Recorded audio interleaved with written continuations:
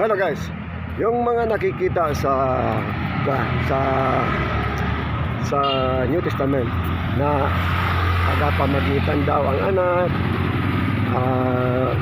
inauso nila yon. Care of, iki-care of daw sa mga santo.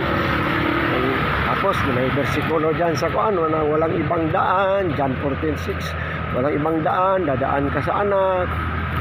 Kalukuhan. Niluluko kayo dyan. Bakit?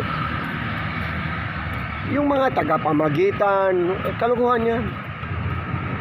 Ito, tanungin ko kayo. Nung nag-uusap si Adan, Eva at ang ama, sino tagapamagitan nila? Si Abraham at si Sarah.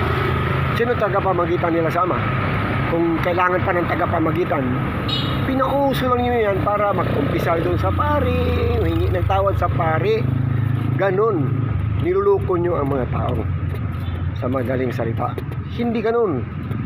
Yung mga tagapamagitan, bakit walang tagapamagitan sila ni Moses? Sino tagapamagitan ni Moses at sa ama? Rikta! Tayo pwede tayong rumikta doon sa ama. Huwag yung niluluko kayo ng tagapamagitan, pag manalangin idaan pa sa anak, kalukuhan yun.